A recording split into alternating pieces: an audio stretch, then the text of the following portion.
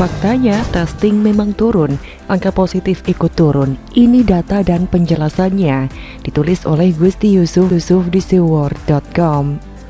Sebagai seorang yang berpendidikan, saya harus bisa menahan diri untuk tidak menulis dengan maki-makian. Ya, setidaknya jangan sering-sering lah. Walaupun saya tahu dengan tambahan berbagai makian, biasanya view akan tinggi. Tapi view buat saya nggak penting, karena bukan popularitas atau uang yang saya cari dari Seward. Sejak awal saya ikut Seward, saya selalu pegang misi Seward, yaitu mewaraskan orang-orang. Jadi saya selalu berusaha menghindari menulis dengan maki-makian gak guna. Paling nyindir-nyindir aja, dan selalu menggunakan data biar saya nggak sama kayak Kadrun. Angka positif belakangan ini mulai menurun, tapi bagi orang yang berpikir ini akan jadi pertanyaan, apakah benar menurun atau testingnya yang turun? Mari kita lihat datanya. Data yang saya ambil dari datastudio.com memang terlihat menurun. Kabar bagus bukan? Nanti dulu, angka positif bisa turun kalau testing juga turun. Logikanya begitu kan? Ini logika sederhana saja. Mari kita lihat datanya. Lah, testingnya turun juga. Jadi apakah ini kabar bagus? Ya enggak lah, wajar angka positif turun kalau testing turun. Lalu gimana yang bagus? Perhatikan datanya baik-baik. Lihat tanggalnya. Tanggal 15 Juli angka positif berada di puncak tertinggi. All time high 56.757. Lihat angka spesimen dan tes orang di tanggal yang sama, 15 Juli 2021, 185.321 tes atau orang. 249.059 tes spesimen. Lanjut lihat esok harinya 16 Juli 2021, angka positif turun jadi 54.000. Lihat di grafik tes harian angkanya naik atau turun. Naik tes orang jadi 179.216. Tes spesimen jadi 258.532. Kalau angka-angkanya kurang terlihat, saya sarankan masuk ke webnya. Di sana bisa di mouse over untuk lihat angkanya. Oke, kita lanjut ya. Lihat tanggal 17 Juli 2021. Angka positif turun lagi jadi 51.952. Lalu kita lihat grafik tes hariannya tanggal 17 Juli.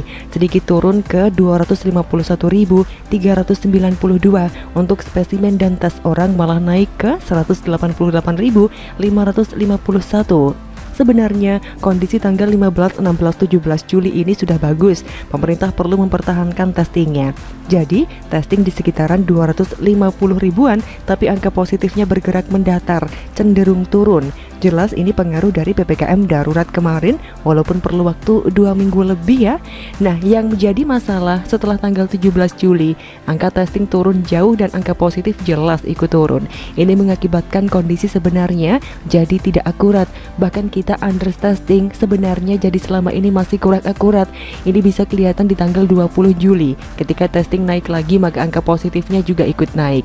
Petunjuk yang jelas terkait kurangnya testing ini dengan melihat positivity rate yang masih di atas 18%, sementara WHO menganjurkan positivity rate di bawah 5%. Positivity rate menunjukkan rasio jumlah kasus konfirmasi positif COVID-19 berbanding dengan total tes di suatu wilayah. Cara menghitung positivity rate adalah jumlah total kasus positif dibagi dengan jumlah orang yang dites dan dikalikan 100. Ini sebenarnya rasio biasa saja, gak perlu jadi guru matematik untuk bisa paham rumus ini. Positivity rate berbanding lurus dengan jumlah kasus positif. Artinya, positivity rate akan turun jika total kasus positif menurun dan testing tetap, atau berbanding terbalik dengan jumlah orang yang dites. Artinya, positivity rate bisa turun kalau orang yang dites dinaikkan. Artinya juga, kalau kasus positif memang benar-benar turun, meskipun jumlah testing tetap, positivity rate akan turun. Testing turun bukan berarti orang yang positif turun. Testing ini harus dilakukan tidak hanya pada orang yang bergejala, karena COVID bisa tidak bergejala. Dan sekali lagi, meski tidak bergejala tapi tetap bisa menularkan. Selain itu, testing erat kaitannya dengan kontak tracing. Testing harus dilakukan juga pada orang-orang yang kontak dengan orang yang terinfeksi. Gunanya untuk mendeteksi dengan cepat sehingga mereka yang ternyata positif bisa langsung isolasi. Ini pentingnya testing dalam memperlambat laju penyebaran virus corona. Jadi selain mobilitas orang diturunkan, testing dan tracing gencar dilakukan, semua untuk menekan penyebaran virus. Untuk apa? Pertama, untuk pengambilan keputusan. Pemerintah mau melonggarkan PPKM dan tentunya keputusan ini harus didukung data yang akurat. Jangan sampai angka positif turun tapi yang terjadi di lapangan sebenarnya penyebaran virus masih tinggi. Kedua, untuk mencegah korban lebih banyak dengan menghambat laju penyebaran virus karena yang positif akan diisolasi. Ketiga, melambatnya penyebaran akan memberi waktu pada pemerintah untuk melakukan intervensi seperti vaksinasi sehingga korban yang jatuh bisa ditekan. Ini hanya logika sederhana saja yang dipahami banyak orang sebenarnya. Ya, saya cukuplah menggunakan data-data dan logika, gak perlu bawa-bawa politik lah, maki-maki gak jelas, stempel ini itulah. Tapi yang jelas negara lagi dalam kondisi kritis. Yang dibutuhkan saat ini adalah persatuan seperti melawan penjajah dulu. Namun kali ini musuh kita tidak terlihat, bukan memperkeruh suasana dengan stempel-stempel pemecah belah.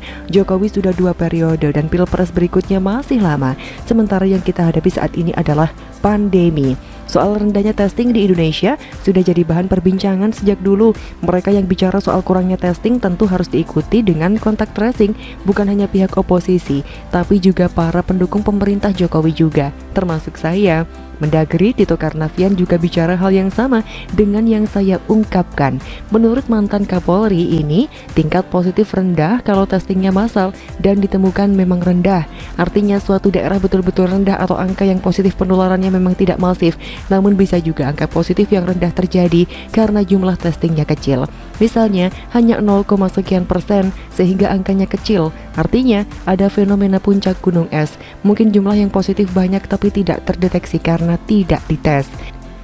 Menkes Budi Gunadi Sadikin, satu alma mater dengan saya, juga bilang hal yang sama. Kita nggak akan melihat lagi merah kuning hijaunya berdasarkan kasus konfirmasi COVID-19, tapi berbasiskan positivity rate. Katanya dalam rapat kerja bersama Komisi 9 DPR RI melalui virtual Senin 5 Juli.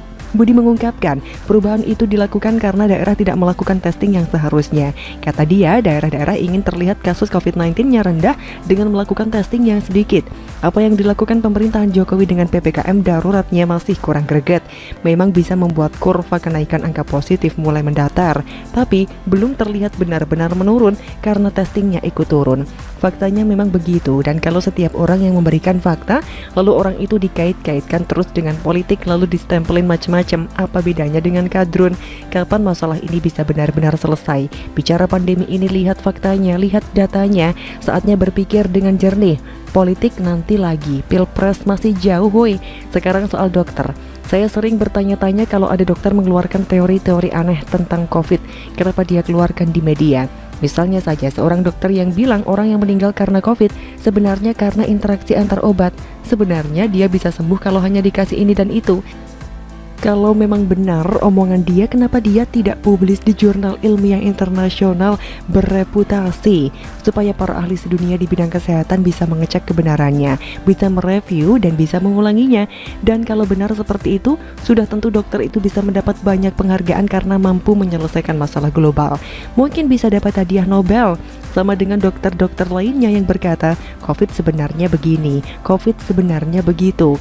Intinya pernyataan-pernyataan yang berbeda dengan apa yang diakui oleh banyak dokter di forum-forum internasional. Kenapa ngomongnya di media? Kenapa di Twitter? Kenapa gak di jurnal ilmiah bertaraf internasional? Kalau Scopus itu bisa Q1. Kenapa dugaannya nggak diuji saja, lalu publis ke jurnal ilmiah internasional bereputasi yang double blind per review, biar bisa dinilai oleh orang-orang yang memang kredibel dari penjuru dunia.